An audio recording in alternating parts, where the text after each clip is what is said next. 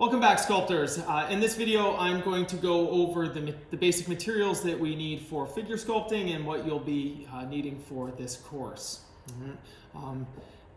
All of these materials, if these are, some of these should be a repeat from 3D design, so if you already have some of this stuff, there's no need to buy it again. Right? It's kind of obvious. Okay? So the first one that we're going to want to talk about is going to be our clay. Right? This is Le Beau Touche.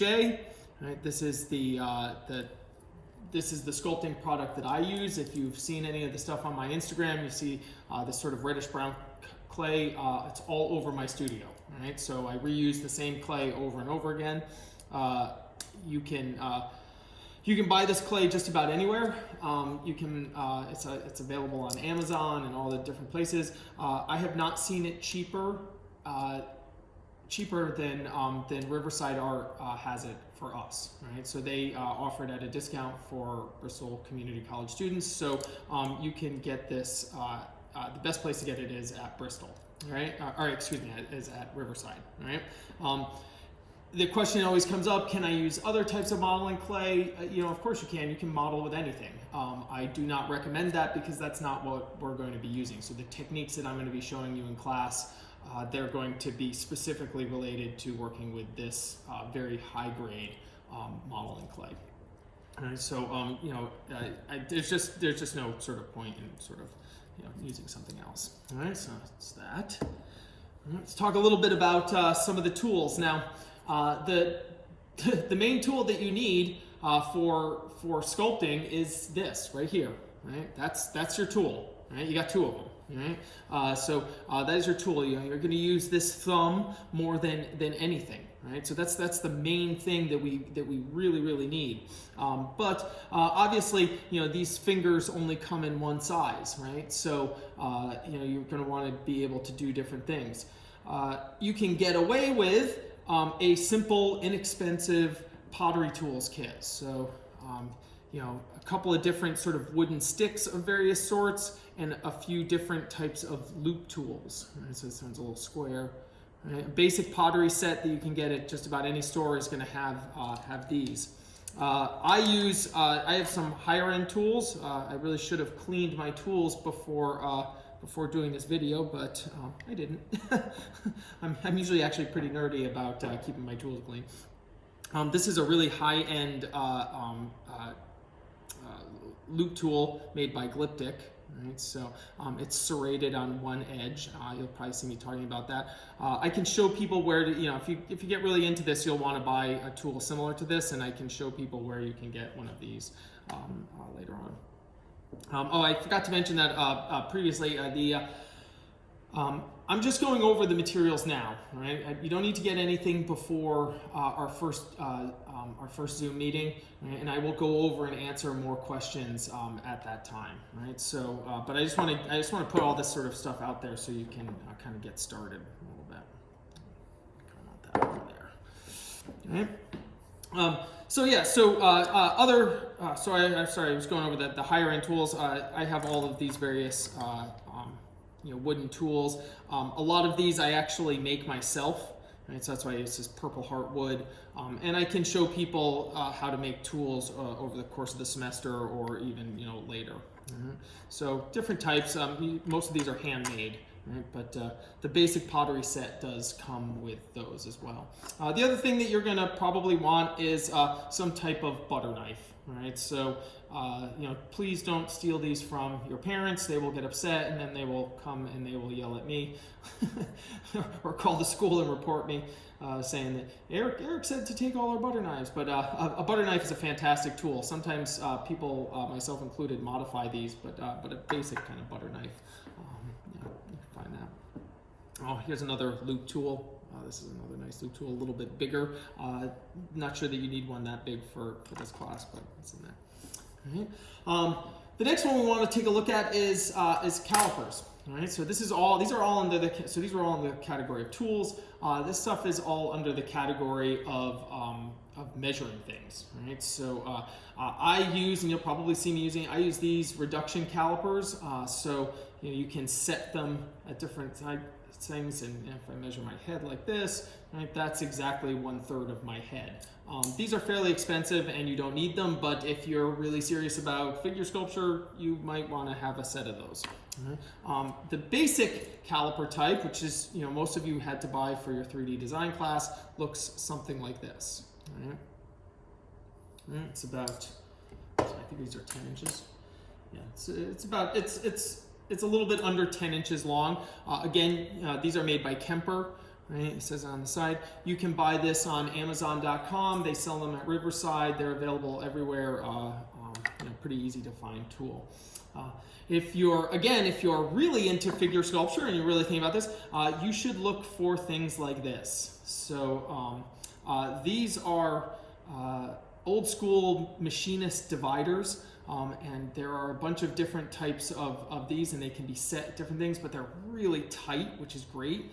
And I use them for kind of pointing things out in different ways. But you can, if you're only going to get one, you want to get this. This is the caliper that's required for the course. But these are just really nice. I enjoy them. I collect them. So if you ever see them at a yard sale or something, pick them up and I'll buy them from you. Or you could keep them yourself. Right? You're additionally going to need some pliers. Right? We're going to be bending armature wire, so you got to have some pliers. You really only need one set of pliers, a simple set of needle nose pliers with a side cutter. So you see this has a side cutter on it. Right? These ones are about 8 inches long. You want to have a larger set, not a smaller set. Right? These ones right here, which are only 6 inches long, these are harder to work with. Right, so this is a much older set, and a lot of times people just have the little tiny ones. The little tiny ones I don't think work very well because you don't have as much leverage. So you get much more leverage when you're working with one like this. Right? You don't need to go out and buy ones. If you have, find a pair of these down in your basement or something, especially good old ones are really nice, and they don't have the side cutters, you could use a separate kind of side cutter. Right, so I have a few different types. These ones are nice for kind of getting in and nipping at things. Or even sort of this one here down in the front. Right, but you only need the one. Right, that's all you need. All right, so and then also in the measuring category, you obviously have to have something to measure with. Right, so here we have a nice metal ruler. Right, doesn't matter if it's I would prefer you to have an 18-inch ruler because the figures that we're going to be making are a little bit taller, and this is more helpful. Half the time I just use a standard tape measure. That can work well, but you will be wanting to measure things using your calipers in this way. So you want to have something like this. It doesn't matter. This one happens to have metric. Most of the things that I do in class, although I'm trying to learn more metric, I will use the English measuring system. So I will talk in inches most of the time. So you'll want that. Okay?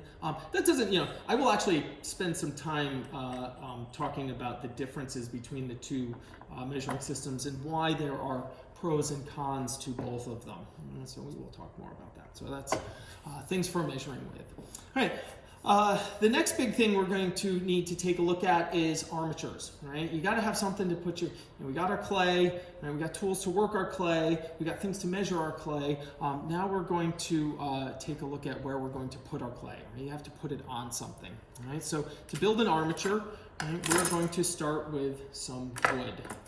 Right? So I have a little segment at the end of this video where I'm going to show you how to go to Home Depot and get some wood. Right? And I will have specific instructions on how to get the sizing of the wood. Right? But you're going to need preferably some plywood. Right? Now we'll talk at our first meeting about different ways that you guys can go about this, but you're going to need to get some wood and have a means of cutting it. Now, for the most part, you can have wood cut for you at most hardware stores. Right? So they can cut it up for you, but if you can cut it yourself, right, I think that's preferable. Right? And so we'll talk about that, and we'll figure out a way to make it so that everybody can get the requisite pieces of wood that they need in order to build different armatures. Right? This video is really actually just more about kind of showing you everything so you can see it. So when you go and you look, you can say, oh, 3/4 inch plywood, right, which I'll show you is actually called 23 and 30 seconds, which is something else we can talk about. All right, the next thing you're going to need is some black pipe. And again, I will have instructions on exactly which ones, depending on what figures that we build. All right, so this is going to change. So this is black pipe. All right, you might have seen it in bars and restaurants. People like to use it for making things a lot. It's actually used for running gas lines. So it's in your basement. It might be holding up a shelf. It's used for all kinds of different things because it's modular.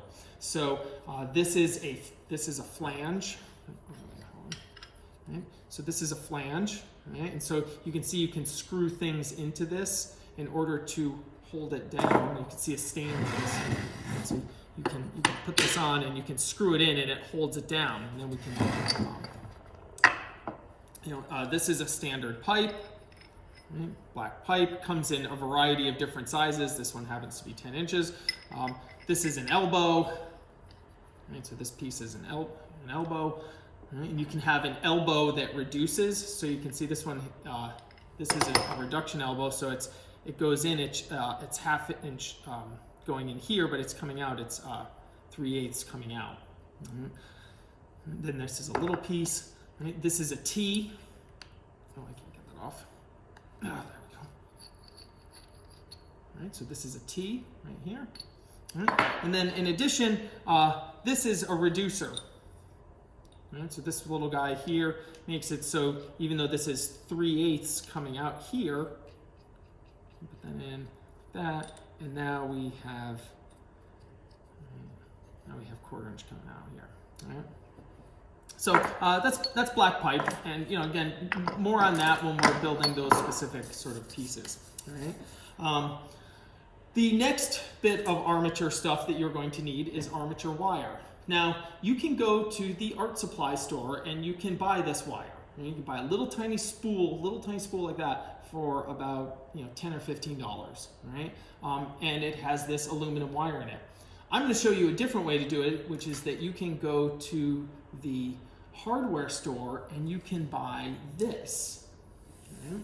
So this, which you can see here, and I'll show you where this is at the hardware store. Maybe that's not too cool. Right? This is number 4 electrical cable.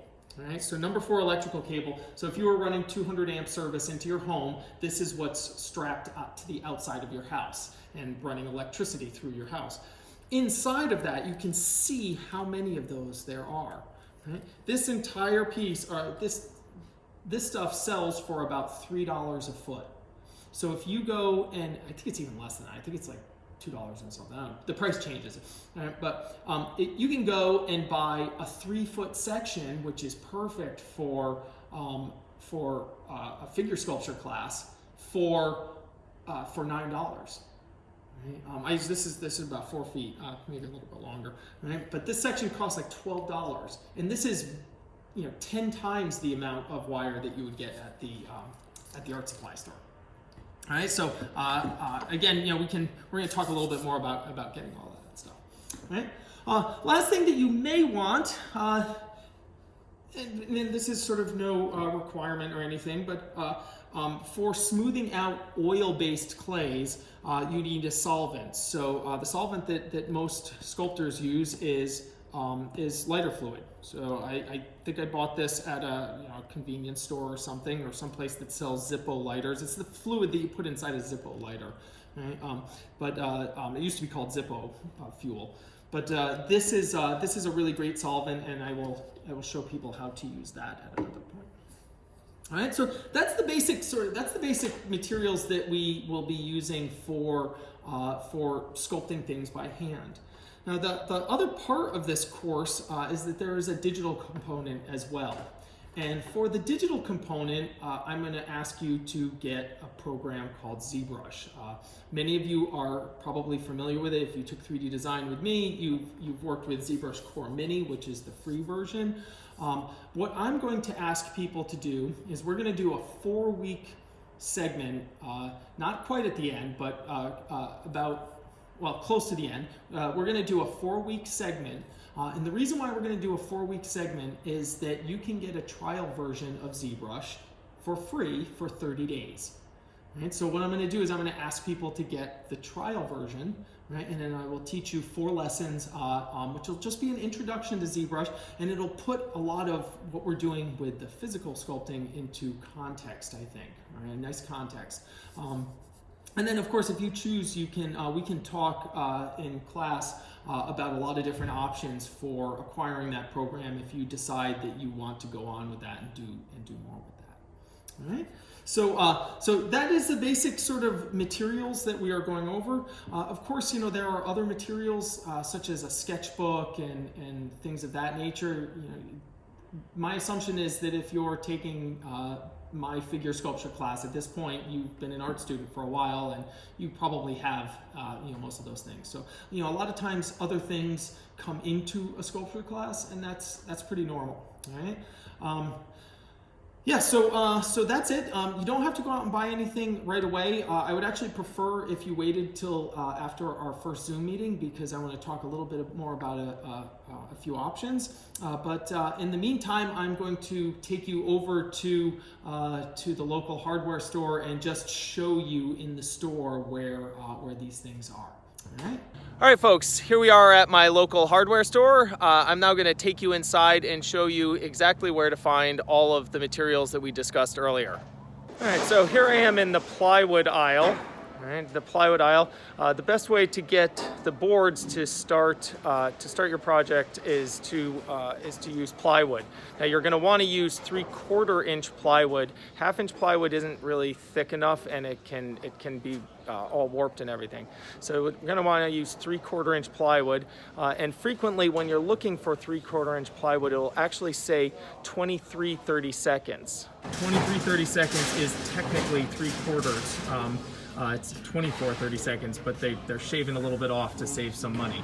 Down at the other end of the plywood aisle, you can find much smaller pieces. Right? The smaller pieces are going to be a little bit more expensive, however, much easier for you to handle and be able to take home and hopefully cut up. To put boards together, you can use any type of screw. All right? Any screw is going to work. However, for me, I prefer coarse drywall screws. The most important part of picking a screw to use is that you check the size. So this number 6 has to do with the thickness of the screw, right? And then this is the length of the screw. So 1 1/4 inch, considering that we're going to be putting together 2 3/4 inch boards, 3/4 plus 3/4 equals 1.5 inches. So you want a screw that is smaller than that, but has enough bite. So 1.25 inches is perfect for that. Right? But like I said, any 1.25 inch screw is going to do, but this coarse drywall screw is going to be the best type. Right? You don't have to go out and buy a huge box of them like this, but if you can acquire somehow something like that, that's going to be the best. All right, next we're in the plumbing section. All right, in the plumbing section, this is where all the pipes are. The pipes that we're going to use for our armatures are found here. We're going to be looking for black pipe. The black pipe is over here, and this is what you're going to be using to put your armatures together. Right, so black pipe looks like this. Right, and there are all different types of fittings, right, that you can see here, right, in different boxes or different types of things, and we'll be going over what exactly you need in another video. Right, you're going to want to make sure that you notice the difference between the black pipe and the galvanized pipe. Right, the silver galvanized pipe, right, the fittings will look like this. The silver galvanized pipe is considerably more expensive, and there's no need for galvanized, right, for us.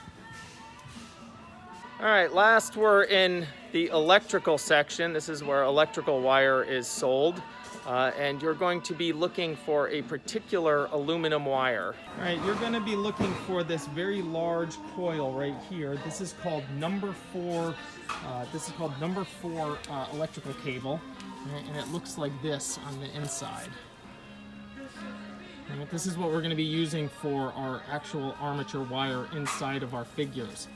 And you're going to want to ask, you're going to have a piece cut off. And so you'll get your own individual piece. You'll have to ask a sales associate to come and cut it for you. And you're going to be looking for about 4 feet of this. Okay, so I hope you enjoyed our quick virtual trip to the hardware store. If you have any questions, feel free to bring them to our first Zoom meeting this week, and I look forward to seeing you, and I look forward to a great semester. Talk to you then.